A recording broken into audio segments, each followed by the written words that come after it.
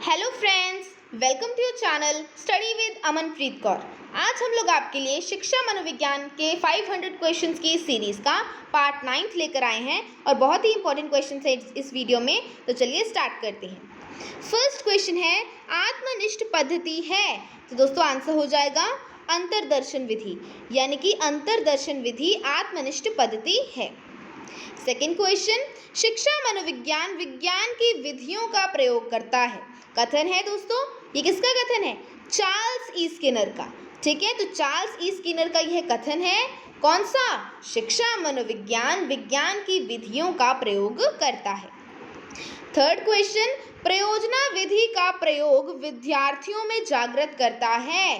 दोस्तों आंसर हो जाएगा सहयोग, यानी कि प्रयोजना विधि का प्रयोग विद्यार्थियों में सहयोग जागृत करता है। इंपॉर्टेंट क्वेश्चन है, कई बार एग्जाम्स में पूछा गया है। आगे बढ़ते हैं। सफलता से ही सफलता मिलती है, कथन का संबंध किस अधिगम नियम से है? तो दोस्तों आंसर हो जाएगा प्रभाव का नियम, यानी कि सफलता से ही सफलता मिलती है, इस कथन का संबंध प्रभाव के नियम से है। फिफ्थ क्वेश्चन है हमारे पास, कक्ष में शिक्षक के समक्ष सबसे बड़ी चुनौती है। तो दोस्तों आंसर हो जाएगा विसंभाव्यता। ठीक है, कक्ष में शिक्षक के समक्ष सबसे बड़ी चुनौती विसंभाव्यता है। आगे चलते हैं।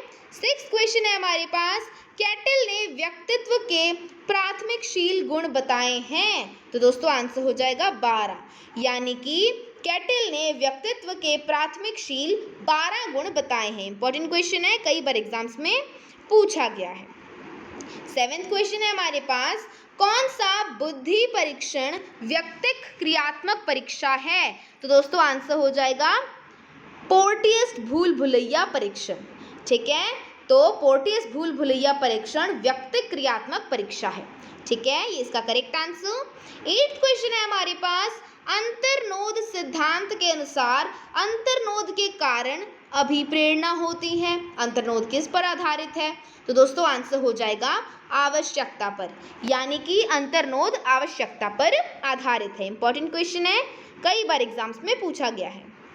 नाइन्थ क्वेश्चन है हमारे पास, खेल का उद्देश्य उसकी क्रिया में निहित रहता है। कथन है। तो दोस्तों आंसर हो जाएगा क्रो एंड क्रो का, यानी कि कौन सा कथन है इनका? खेल का उद्देश्य उसकी क्रिया में निहित रहता है। 10th क्वेश्चन, किसके अनुसार बालक प्रथम 6 वर्षों के बाद के 12 वर्षों से दुगना सीखता है? तो गैसल।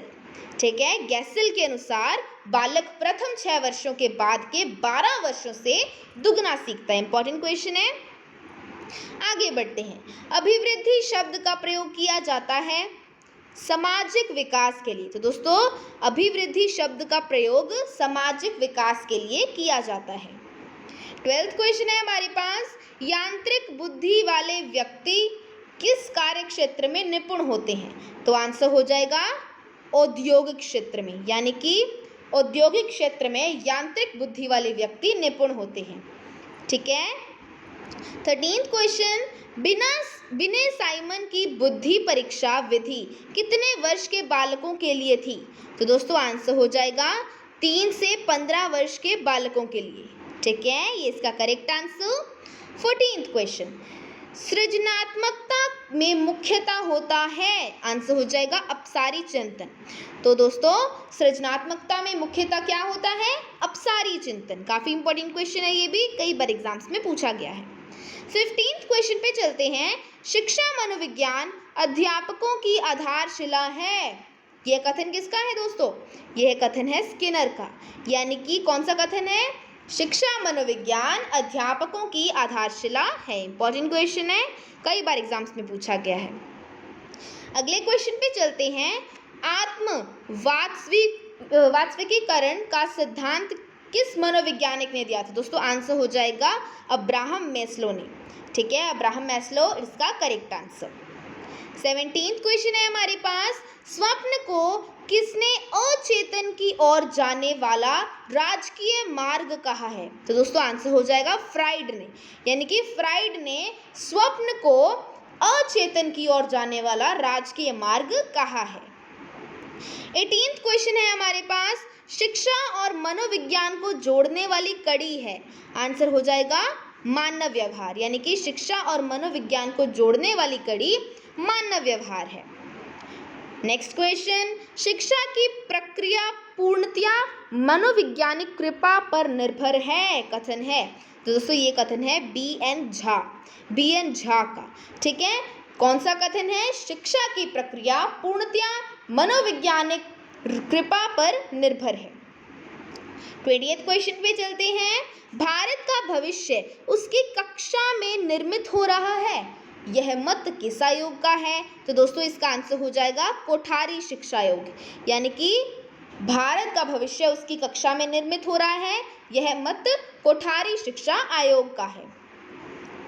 आगे बढ़ते हैं, बालक को आनंद प्रदान करने वाले सरल कहानियों द्वारा नैतिक शिक्षा दी जानी चाहिए, ये कथन किसका है दोस्तों? तो इसका आंसर हो जाएगा कॉल सैनिक का। ठीक है, तो कॉल सैनिक का कथन है कौन सा? बालक को आनंद प्रदान करने वाले सरल कहानियों द्वारा नैतिक शिक्षा दी जानी चाहिए। इंपॉर्टेंट क्वेश्चन है, कई बार एग्जाम्स में पूछा गया है। आगे बढ़ते हैं, सर्वप्रथम जीवन वृत्तांत विधि का प्रयोग किस वैज्ञानिक ने किया? दोस्तों आंसर हो जाएगा टाइडमैन ने। ठीक है, तो टाइडमैन इसका करेक्ट आंसर। नेक्स्ट क्वेश्चन है हमारे पास, अचानक समस्या का समाधान मस्तिष्क में आना कहलाता है अंतर्दृष्टि। ठीक है, तो अचानक समस्या का समाधान मस्तिष्क में आना क्या कहलाता है दोस्तों? अंतर्दृष्टि। आगे बढ़ते हैं, सामान्यीकरण के सिद्धांत का प्रतिपादन किया। आंसर हो जाएगा CHZ ने। तो CHZ ने सामान्यीकरण के सिद्धांत का प्रतिपादन किया था। 25th क्वेश्चन है हमारे पास, खेल, गीत, उपहार द्वारा शिक्षा दी जाती है। आंसर हो जाएगा किंडरगार्टन पद्धति में, यानी कि किंडरगार्टन पद्धति में खेल, गीत, उपहार द्वारा शिक्षा दी जाती है। इंपॉर्टेंट क्वेश्चन है ये भी, कई बार एग्जाम्स में पूछा गया है। नेक्स्ट क्वेश्चन, योग निर्धारण विधि का प्रतिपादन किसने किया? तो दोस्तों आंसर हो जाएगा लिकर्ट ने, यानी कि लिकर्ट ने योग निर्धारण विधि का प्रतिपादन किया था। 27th क्वेश्चन है हमारे पास, वह वार्तालाप जो उद्देश्य पूर्ण हो कहलाता है। तो आंसर हो जाएगा साक्षात्कार। ठीक है, तो साक्षात्कार ही वह वार्तालाप है जो उद्देश्य पूर्ण हो। ठीक है, आगे बढ़ते हैं, शिक्षा में पूर्ण से अंश की और पद्धति किस संप्रदाय की देन है? तो आंसर हो जाएगा दोस्तों गेस्टाल्टवादी। ठीक है, तो गेस्टाल्टवादी संप्रदाय की देन है क्या? शिक्षा में पूर्ण से अंश की और पद्धति। ठीक है, इसका करेक्ट आंसर। आगे बढ़ते हैं, कार्यात्मवादी संप्रदाय से संबंधित है। आंसर हो जाएगा थार्नडाइक। तो दोस्तों थार्नडाइक कार्यात्मवादी संप्रदाय से संबंधित है। काफी इंपॉर्टेंट क्वेश्चन है, कई बार एग्जाम्स में पूछा गया है। 30th क्वेश्चन है हमारे पास, सीखने के लिए सीखने का सिद्धांत के प्रतिपादक हैं हार्लो। ठीक है, तो हार्लो सीखने के लिए सीखने का सिद्धांत के प्रतिपादक हैं। ये भी काफी इंपॉर्टेंट क्वेश्चन है, आपको पता होना चाहिए। आगे बढ़ते हैं, अंतर्दृष्टि द्वारा सीखने की पद्धति किसने दी? तो दोस्तों आंसर हो जाएगा बर्दीमर ने। तो बर्दीमर ने अंतर्दृष्टि द्वारा सीखने की पद्धति दी थी। नेक्स्ट हमारे पास क्वेश्चन, उत्तेजक अनुक्रिया सिद्धांत के प्रतिपादक हैं। तो दोस्तों आंसर हो जाएगा थॉर्नडाइक, यानी कि थॉर्नडाइक उत्तेजक अनुक्रिया सिद्धांत के प्रतिपादक हैं। तो इसका करेक्ट आंसर।